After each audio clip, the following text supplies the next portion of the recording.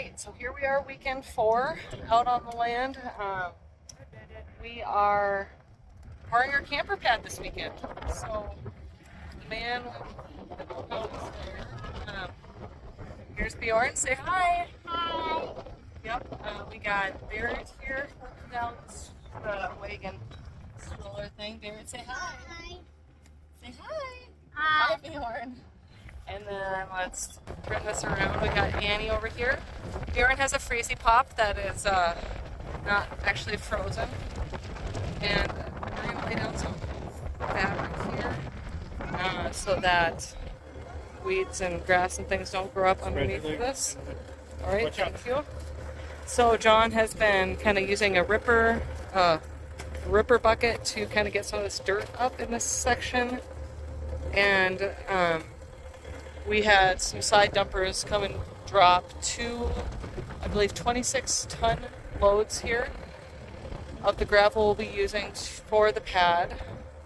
So we're kind of mid-range into the project here, have a lot of the dirt up, have the space cleared. We've got our level over there that we're using. Often in a project like this, you'll use a rotary laser, which we are considering. So now we are continuing to pour some of this out, and John is just using the skid steer kind of, well, he was leveling it out just slightly. So we're going to get this all poured and leveled. You want picked up, Annie? Okay, one second. Okay. So we got to get this all covered, then we'll probably use our compactor to pack it down a little bit. I wanted to make this thing so if we had any animals, like, you know, mice or groundhogs or prairie dogs or any type of burrowing animal, they like to, you know, when it gets cold, they like to hide inside of something, especially stuff with like insulation in it. So like the underside of a camper is perfect for that. So it's kind of hard to see if we're getting any intrusive animals right now, but you know, if we have it on something that we can see under completely, then you know, that's kind of what we want. What I do with Dean Kurtz, the company I work for, we do all of our fine grading. We don't do all of our dirt work, but we do all of our fine grading, our finish grade for concrete. So we're kind of working it like that, which we're going to be a little bit more picky. And I know there's going to be a bunch of people out there and say, hey, you're doing it wrong, but I got to work with what I got. We have a line laser set up because I don't have a rotary laser, but it's a Stabila, so it's a good line laser. You know, and rotary lasers are anywhere from, you know, if you get a decent one, which I would say Bosch is kind of your entry-level line laser, you're looking at about $700, and I would say top-notch is your Stabila rotary laser, and that's about $1,800 I think is what I saw on Amazon right now. And that comes with the stand, the grade stick, the receiver, and everything. But since I already have a Stabila line laser for setting cabinets and, you know, doing all the stuff that you need to do for pretty much finish work, it's rated good up to about 100 to 150 feet, and this thing is, you know, 30 by 25, so it's sitting at the far corner. It's at its greatest 45 feet, so it's about half of its rated distance to be good at within a quarter of an inch, I think is what it is in 100 feet. So it works for now. It takes a little bit extra time to get it going, but how I like to do it when we're doing dirt work is, you know, we'll have somebody in the skid loader dumping dirt, and then we have somebody with a concrete rake and the laser, and if you get any type of receiver, it'll work. Mine's a green line laser, so I had to get a special green line receiver for it, but it still functions the exact same as any type of receiver you'd get with a rotary laser. So basically we're just going to turn it on, and it's already set to grade, and you can hear it beeping, if you can hear it beeping. And you kind of want to make it as level as you can. And when you hear a solid tone, that means it's grade. And right now we're kind of checking. So I can see, guessing right now, we're probably 3/4 of an inch too low. So I'll usually put like 1 inch or something. So I'll write a number on the ground, so when I'm in the skid loader, I can kind of check. I have a visual. That's probably about 2 inches.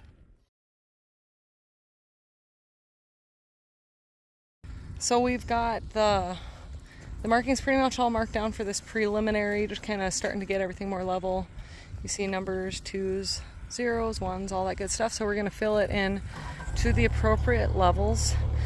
Just a little side comment, maybe this is only me.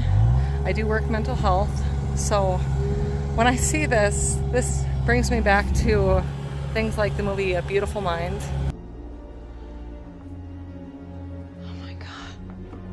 And all respect to anybody dealing with anything like paranoid schizophrenia, but I definitely feel like we need a little bit of yarn connecting some of these numbers. Why didn't you say something? Just to really bring this one home. So yeah, here comes John. We're going to start adding things. I'm going to keep continuing along with that little level buddy that John had with that 2x4. So I'm going to be continuing to check the levels as he adds gravel. And that's kind of how you roll with this. And then by the end, once everything's pretty level, that's when we start wetting it down as we've done with the driveway and using that compactor and getting it all packed down. So there's that. So now we are doing the final grade of the camper pad. We took a second weekend, took a couple weekends off because we were both about to collapse. And luckily we jumped back in on another 100-degree day because it was 100 degrees last time we were working this too, so we're kind of smart like that. Got good luck. So we're doing the final grade by using a screed, kind of setting up some wires to kind of show the height of the pad that we're looking for here.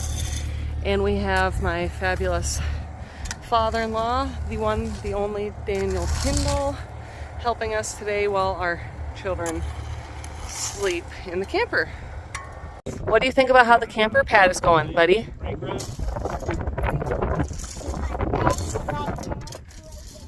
That's how it's going. Good. Okay, so Bjorn, what are you wearing right now?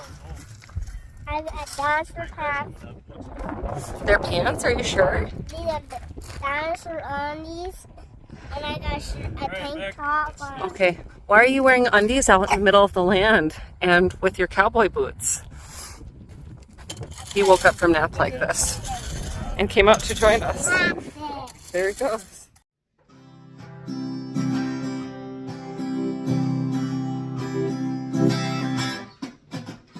Don't you worry there, my honey. We might not have any money, but we've got our love to pay the bills. Well, baby, I think you're cute and funny. Maybe I wanna do what bunnies do with you, if you know what I mean. So let's get rich and buy a billion rooms instead of friends. Let's get rich and give everybody nice sweaters and teach them how to dance. Let's get rich and build a house on a mountain, making everybody look like ants. From way up there, you and I, you and I. Well, you might be a bit confused, and you might be a little bit bruised, but baby, how we spoon like no one else. So I will help you read those books if you will soothe my worried looks, and we will both go lonesome on the shelf. Yeah. Well, let's get rich and buy a pair of tubes instead of friends. Let's get rich and give everybody nice sweaters and teach them how to dance. Let's get rich and build a house on a land, making everybody look like ants. And way up there, you and I, you and I. Oh, let's get rich and buy a pair of tubes instead of friends.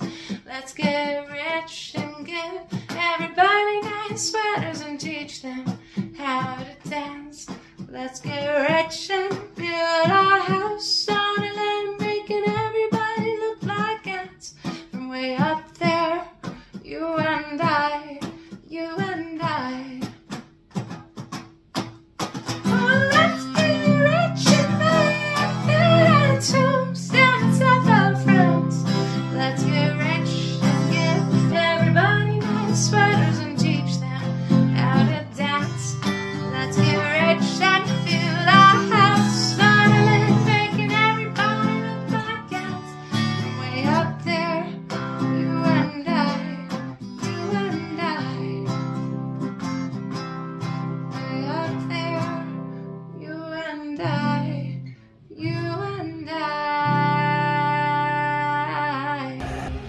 were just discussing here that, you know, as the boys get older, how they'll probably be out here helping him, and I won't get to anymore, and how sad that is. But how John informed me that I would have the opportunity to teach Annie how to cook and clean, and sew and things like that. Made an oopsie. So if you turn with the skidster instead of just going straight in and out, it will make huge ruts.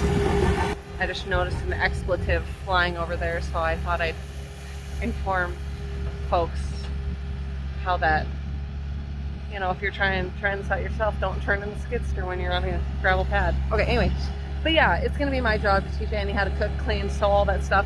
And we were just discussing where we're gonna send her to finishing school at.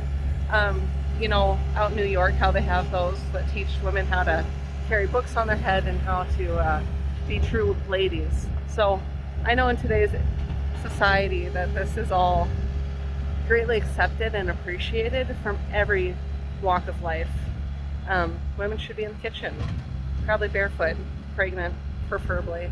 So, there we go. The man's thoughts on what happened here. What happened? I accidentally ran it over. Oh, you ran. Oh, I thought you were just turning in the gravel. All right there. That's how you make a boomerang out of a concrete stake. Can we see if it works? Let's do it. Ooh. No, it doesn't work. Little lacking on the comeback there.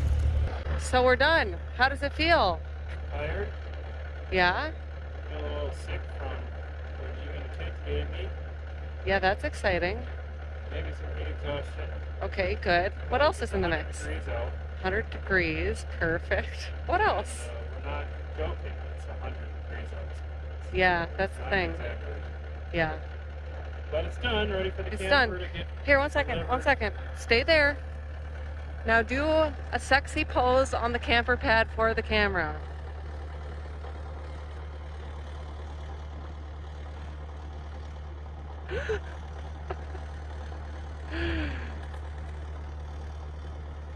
Oh my, you're really getting into this.